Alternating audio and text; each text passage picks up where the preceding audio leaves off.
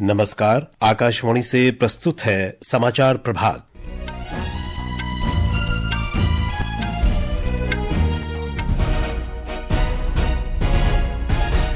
भारत ने न्यूजीलैंड को हराकर तीसरी बार आईसीसी चैंपियंस ट्रॉफी जीतने का रिकॉर्ड बनाया।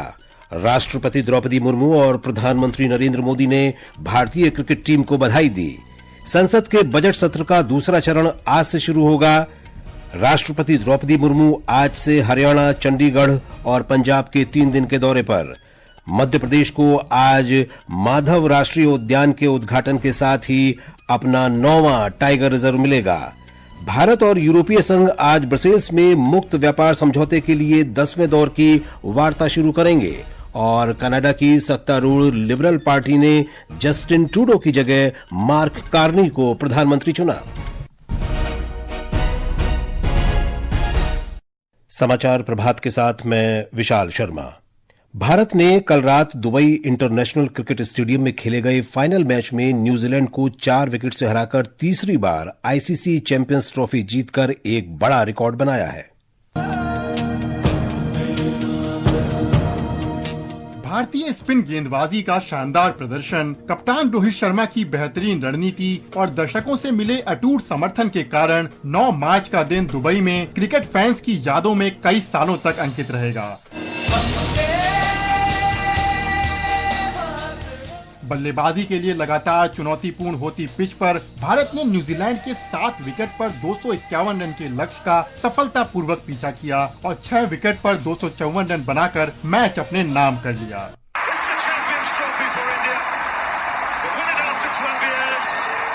कप्तान रोहित शर्मा ने 76 रन की संयमित पारी खेली, जबकि शेष अय्यर ने 48 रन का योगदान दिया और केएल राहुल ने नाबाद 34 रन बनाकर मैच को अंतिम रूप दिया। हमने पूरे टूर्नामेंट में ये देखा कि जिन जिन के हाथ में बॉल मिला उन्होंने अपना रोल निभाया, तो हमने ऐसा देखा नहीं कि एक ही लड़का पूरे टूर्नामेंट में रन बना रहा है, क्योंकि हमें पता था यहाँ पे विकेट्स थोड़े चैलेंजिंग है, तो इतना आसान नहीं होगा सभी के लिए। न्यूजीलैंड ने भी भारत को अच्छी टक्कर दी, लेकिन भारत की बेहतरीन स्पिन आक्रमण ने मैच का पासा पलट दिया। I think on both sides the power play looked quite challenging with the ball, and then especially I guess in our batting innings, and then the spinners can really get into their work, and it started to slow down a little bit, but yeah, I think it was still a pretty good wicket throughout the game. Final की एक यादगार रात रही, जिसने UAE और भारत के बीच गहरे खेल संबंधों को और मजबूत किया। India! India! Well done, Rohit Sharma! Yes, what a captain! Great feeling, India winning the tournament. Always amazing to see everyone. Dubai से विनोद कुमार की रिपोर्ट के साथ समाचार कक्ष से शक्ति सिंह। कप्तान रोहित शर्मा को प्लेयर ऑफ द मैच और न्यूजीलैंड के रचिन रविंद्र को प्लेयर ऑफ द सीरीज घोषित किया गया।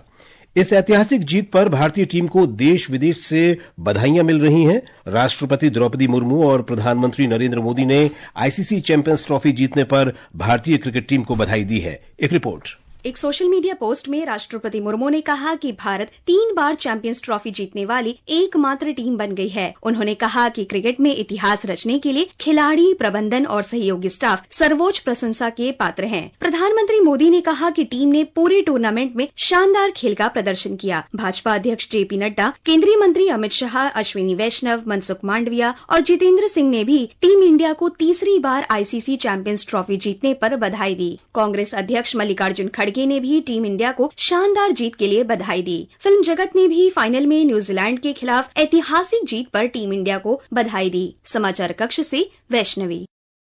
संसद के बजट सत्र का दूसरा चरण आज से शुरू होगा, जो 4 अप्रैल तक चलेगा। इस दौरान 20 बैठकें होंगी। वित्त मंत्री निर्मला सीतारामन आज मणिपुर का बजट पेश करेंगी। पिछले महीने मुख्यमंत्री एन बीरेन सिंह के इस्तीफे के बाद से राज्य में राष्ट्रपति शासन लागू है।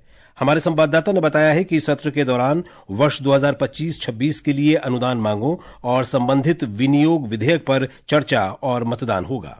बजट सत्र के दूसरे चरण के दौरान वित्तीय कामकाज के अलावा विभिन्न महत्वपूर्ण विधेयकों पर भी चर्चा होगी। इनमें विधि संशोधन विधेयक, तटीय नौवहन विधेयक, आव्रजन और विदेशी विधेयक तथा रेलवे संशोधन विधेयक शामिल हैं। बजट सत्र का पहला चरण 31 जनवरी से शुरू हुआ, जो 13 फरवरी तक चला। सत्र की शुरुआत संसद के दोनों सदनों की संयुक्त बैठक के दौरान राष्ट्रपति द्रौपदी मुर्मू के अभिभाषण से हुई। प्रधानमंत्री नरेंद्र मोदी ने दोनों सदनों में राष्ट्रपति के अभिभाषण पर धन्यवाद प्रस्ताव पर हुई चर्चा का जवाब दिया। वहीं वक्फ संशोधन विधेयक 2024 पर संयुक्त संयुक्त समिति की रिपोर्ट भी लोकसभा में पेश की गई। बजट सत्र के पहले चरण के दौरान लोकसभा की उत्पादकता 112% रही। आनंद कुमार के साथ अमन यादव, आकाशवाणी समाचार, दिल्ली।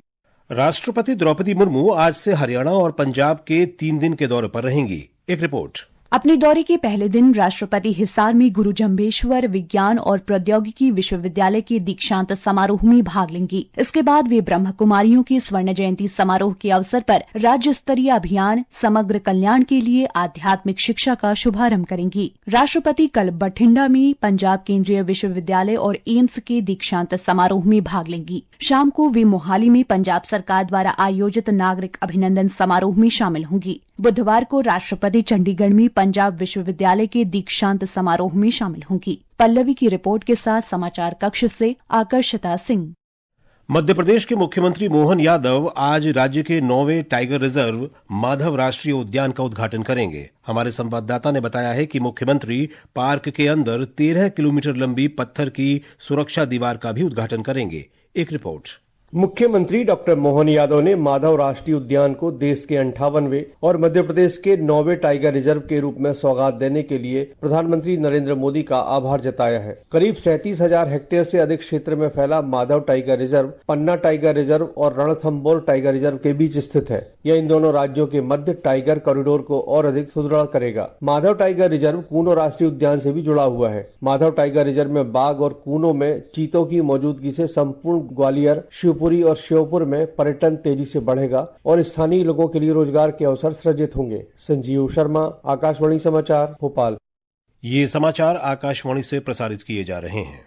भारत और 27 देशों का यूरोपीय संघ आज ब्रसेल्स में प्रस्तावित मुक्त व्यापार समझौते के लिए 10वें दौर की वार्ता शुरू करेंगे। इस बैठक में बाकी बचे मुद्दों का समाधान निकालने पर ध्यान केंद्रित करने की उम्मीद है ताकि साल के अंत तक समझौते को अंतिम रूप दिया जा सके। केंद्रीय महिला और बाल विकास मंत्री अन्नपूर्णा देवी के नेतृत्व में एक भारतीय प्रतिनिधिमंडल आज न्यूयॉर्क में संयुक्त राष्ट्र मुख्यालय में शुरू होने वाले महिलाओं की स्थिति से संबंधित आयोग के 69वें सत्र में भाग लेगा। महिला और बाल विकास मंत्री स्तरीय गोलमेज सम्मेलन में भारत का पक्ष रखेंगी।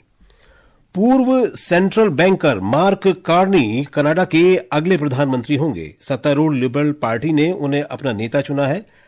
59 वर्षीय कार्नी प्रधानमंत्री जस्टिन ट्रूडो की जगह लेंगे, जिन्होंने जनवरी में अपने इस्तीफे की घोषणा की थी। आकाशवाणी का समाचार सेवा प्रभाग अपने साप्ताहिक फोन इन कार्यक्रम पब्लिक स्पीक में आज रात 9:30 बजे ऑनलाइन वित्तीय धोखाधड़ी विषय पर परिचर्चा प्रसारित करेगा। इसमें भारतीय साइबर अपराध समन्वय केंद्र के निदेशक निशांत कुमार और दिल्ली पुलिस के विशेष प्रकोष्ठ के संयुक्त आयुक्त रजनीश गुप्ता के साथ चर्चा प्रसारित की जाएगी। श्रोता हमारे टेलीफोन नंबर 011-2342-1050 पर प्रश्न पूछ सकते हैं। तेलंगाना में श्रीशैलम लेफ्ट बैंक कैनाल सुरंग के ढहने के 16 दिन बाद एक शव बरामद कर लिया गया है। 22 फरवरी को नागर कुर्नूल जिले के डोमलापेंटा में सुरंग के ढह जाने से 8 लोग इसमें फंस गए थे। तेलंगाना के मुख्यमंत्री ए रेवंत रेड्डी ने मृतक के परिवार को 25 लाख रुपए की अनुग्रह राशि देने की घोषणा की है। उत्तरी कश्मीर के बारामूला जिले में गुलमर्ग की बर्फ से ढकी ढलानों पर खेलो इंडिया विंटर गेम्स 2025 का दूसरा चरण चल रहा है। हमारे संवाददाता ने बताया है कि उपराज्यपाल मनोज सिन्हा ने इन खेलों को एक भारत श्रेष्ठ भारत का प्रतीक बताया। जम्मू कश्मीर के उपराज्यपाल मनोज सिन्हा ने कल देर शाम अपने उद्घाटन भाषण में कहा कि खेलो इंडिया शीतकालीन खेल एक भारत श्रेष्ठ भारत की भावना का प्रतीक है। उन्होंने कहा कि खेल हमें खेल भावना, भाईचारे के मूल्यों को आत्मसात करके और शांति, एकता और सद्भाव को बढ़ावा देकर एक परिवार के रूप में अपने बंधन को मजबूत करने का अवसर प्रदान करता है। तारिक रातर, आकाशवाणी समाचार, श्रीनगर। और अब आज के समाचार पत्रों की सुर्खियों के साथ हैं मनोज। धन्यवाद विशाल। आईसीसी चैंपियंस ट्रॉफी में भारत की खिताबी जीत को सभी समाचार पत्रों ने सचित्र दिया है। पंजाब केसरी की सुर्खी है, क्रिकेट का शहंशाह बना भारत, 12 साल बाद जीती चैंपियंस ट्रॉफी। नवभारत टाइम्स के शब्द हैं, टीम इंडिया ने बताया आईसीसी के हम सिकंदर, राजस्थान पत्रिका का कहना है, रोहित ने किया मोहित, होली से पहले जीत के रंग में सराबोर भारत, एक यूएएन एक आधार अनिवार्य किया जाएगा। हिंदुस्तान के अनुसार कर्मचारी भविष्य निधि संगठन सदस्यों के लिए एक आधार पर एक यूनिवर्सल अकाउंट नंबर जारी करने पर कर रहा काम, आधार से पीएफ खाते की होगी पहचान। अमेरिका में कैलिफोर्निया के एक हिंदू मंदिर को निशाना बनाए जाने को अमर उजाला सहित कई अखबारों ने सुर्खी बनाया है। धन्यवाद मनोज। और अब अंत में मुख्य समाचार एक बार फिर। भारत ने न्यूजीलैंड को हराकर तीसरी बार आईसीसी चैंपियंस ट्रॉफी जीतने का रिकॉर्ड बनाया। राष्ट्रपति द्रौपदी मुर्मू और प्रधानमंत्री नरेंद्र मोदी ने भारतीय क्रिकेट टीम को बधाई दी। संसद के बजट सत्र का दूसरा चरण आज से शुरू होगा। राष्ट्रपति द्रौपदी मुर्मू आज से हरियाणा, चंडीगढ़ और पंजाब के 3 दिन के दौरे पर। और भारत और यूरोपीय संघ आज ब्रसेल्स में मुक्त व्यापार समझौते के लिए 10वें दौर की वार्ता शुरू करेंगे। इसके साथ ही समाचार प्रभात का ये अंक समाप्त हुआ। नमस्कार।